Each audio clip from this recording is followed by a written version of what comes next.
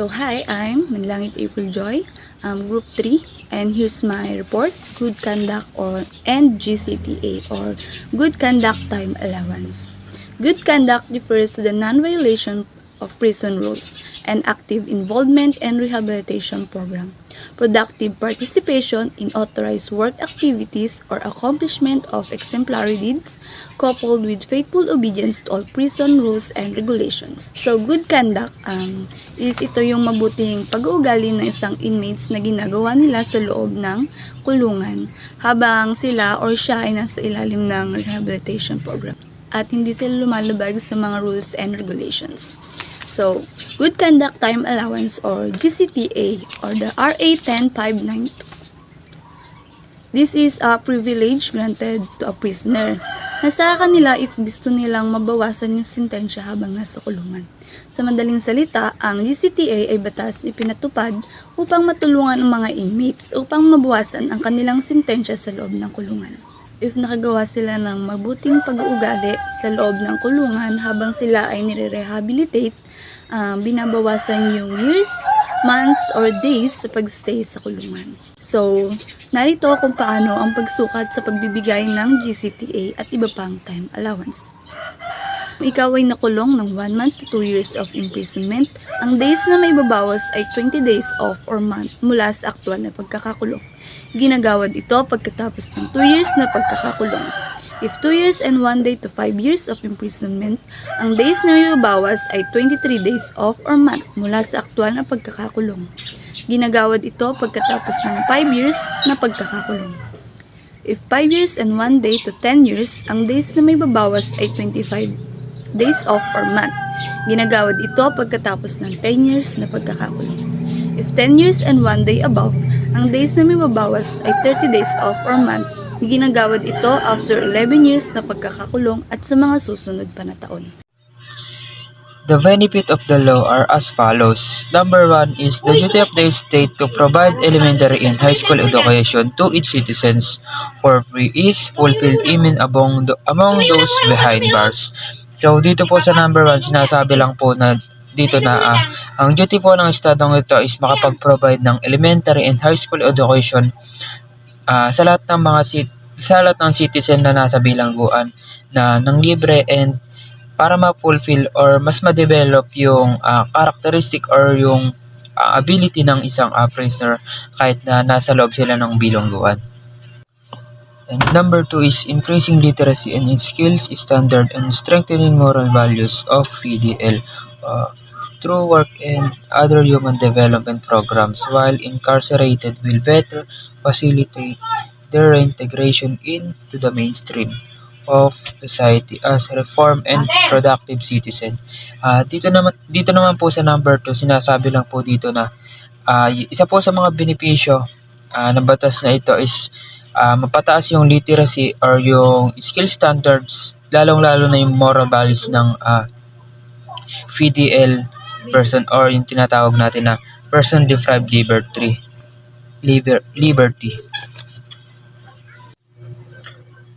And number 3, the grant to PDL of time allowance for participating in work literacy skills and moral values development program will result in the reduction of his or her incarceration period, facilitating prison decongestion. Dito po naman po sa number 3, isa po sa mga benepisyo ng batas na ito, if yung PDL person is naggranta ng time allowance for sa kanyang pakipagpartisipasyon sa loob ng bilangguan sa mga trabaho, literacy skills and moral values development programs, maaari daw po maging resulta ng kanyang reduction ng kanyang incarceration period, facilitating prison decongestion.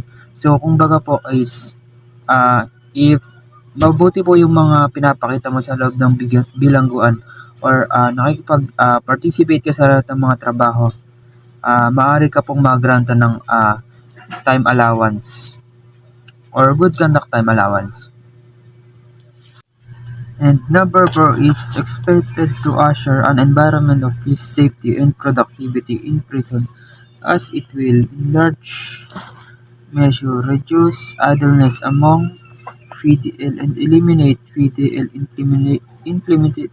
implementation to omit prison disturbance. So dito naman po sa number 4, isa po sa mga benepisyo ng batas na ito is mapanatili yung kaayusan at yung kaligtasan sa loob ng prisoner and maiwasan po yung mga kaguluhan sa loob ng bilibid or detained facilitation. And number 5 is it will result to huge decrease in the overall cost of law enforcement and correction due to the resulting decline of the prison population. Dito naman po sa number 5, sinasabi lang po dito, isa sa mga benefits ng batas na ito is magre-resulta po ito ng malaking pagbaba ng bilang ng mga prisoner sa loob ng kulungan. Kung sila po is patuloy na magpapakita sila ng kabutihang asal habang sila is nasa loob ng kulungan or bilangguan. Rule 5.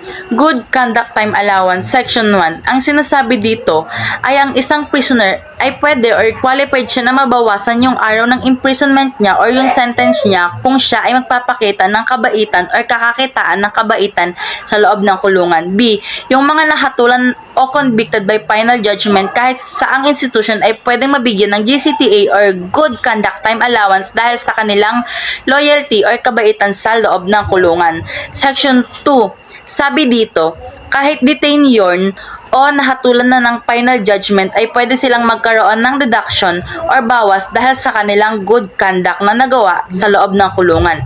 A. Habang binubuno nila yung unang 2 taon ng pagkakakulong nila, kung mabait sila or matulungin sila is mababawasan ng 20 days sa bawat buwan na habang sila ay nakakulong. B. Habang binubuno naman ng preso yung 3rd to 5th years nila ng imprisonment nila ay allowed na magkaroon ng reduction ng 23 days for each month dahil sa kanilang good behavior. C. Yung susunod na 6 to 10 years nilang mabait sa kulungan, 25 each month na yung bawas. D. Kapag 11 years naman yung pagiging mabait nila sa kulungan is 30 each month yung bawas. Section 3, Management, Screening and Evaluation Committee or MSEC.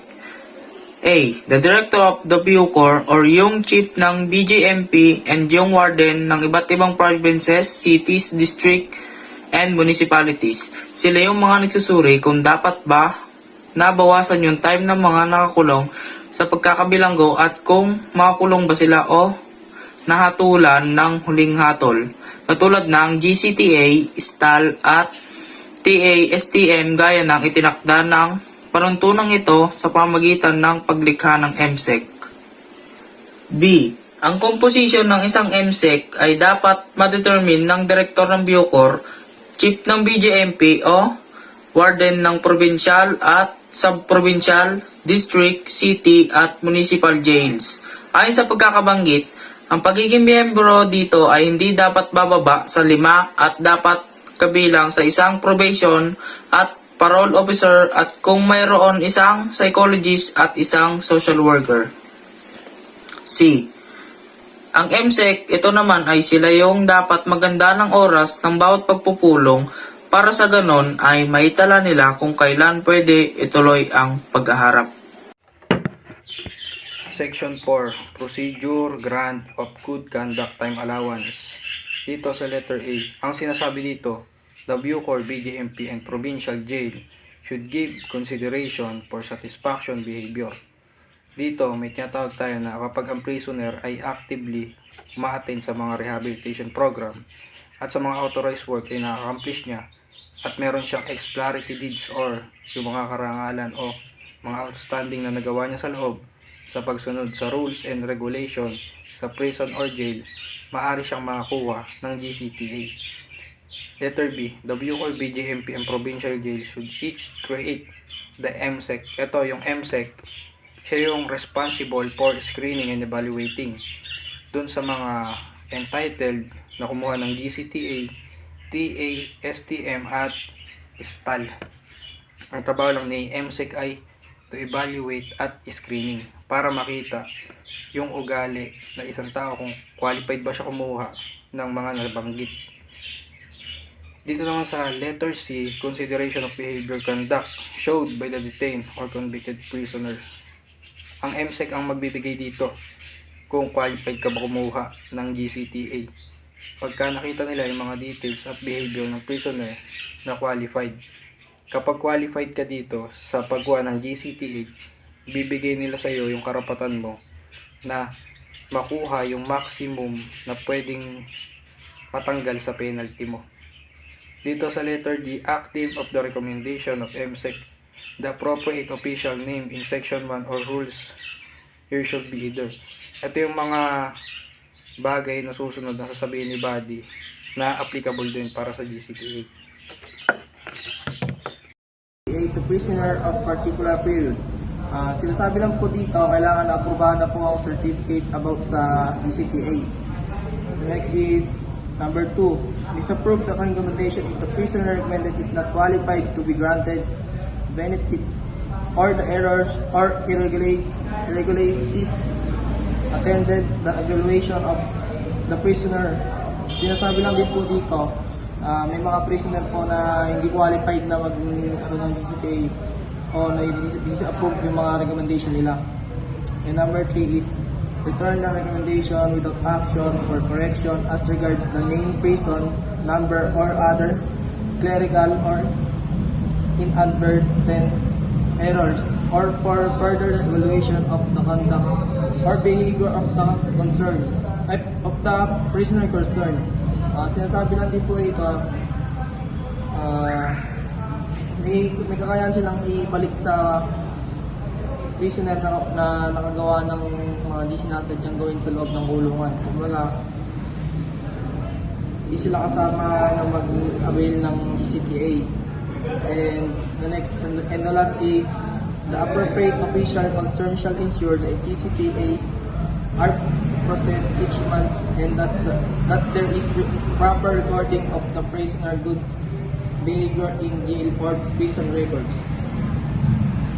Sinasabi lang po dito, yung mga official po na sa GCTA kailangan each month na kapag proper recording sila about sa mga prisoner na good behavior. Hi, my name is Carl Benedict S. Bernardo from Group 3 and this is my part of our report.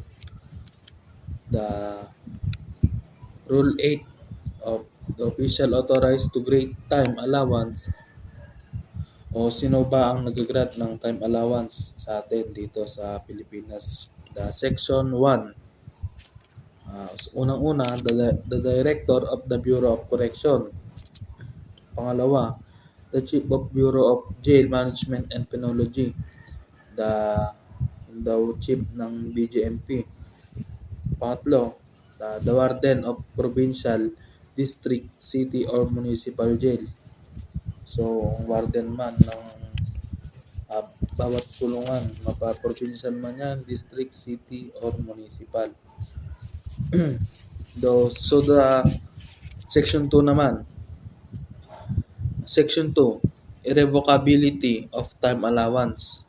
So, the irrevocability na it means it cannot be changed or reversed. So, hindi na pwedeng baliin or bawiin. Ganun. So, ito yung mga pag naibigay na, hindi na pwedeng bawiin. Katulad ng GCTA, TASTM, and STAL. So, once naibigay na granted na yun by the authorized official, syempre, hindi na kailangan or hindi na shall not be revoked nga, sabi dito. So, hindi na mapapalitan yun or mababawi. Pag-uusapan po natin ngayon ay ang Good Conduct Time Allowance. Ito po ay paggawa ng mabuti ng isang PDL sa loob ng kulungan. Ang unang 2 taon niyang pagkakakulong ay 20 days ang maibabawa sa kanyang Good Conduct Time Allowance or kanyang time allowance. 3 to 5 years naman ay 23 days ang mababawa sa kanyang time allowance. 6 to 10 ay 25 days ang mababawas sa kanyang time allowance. 11 years and above ay 30 days or equivalent to 1 month. Meron din naman po tayong tinatawag na special time allowance for loyalty. Ito pong special time allowance for loyalty ay binibigay sa mga PDL na dumating sa kanilang buhay na ay nagkaroon ng kalamidad or nagkaroon ng mapanganib na pangyayari sa area ng kanyang pinagkukulungan. At ang PDL ay nagkaroon ng opportunity upang tumakas o umalis sa kanyang kinalalagyan. Sa loob ng 48 hours ay kailangan niyang bumalik at ibibigay sa kanya ang 1/5 ng kanyang good conduct time allowance or loyalty time allowance for loyalty. Kapag naman ang PDL ay hindi umalis sa kanyang kinalalagyan during the calamity or catastrophe, ay bibigyan siya ng 2/5 ng kanyang time allowance.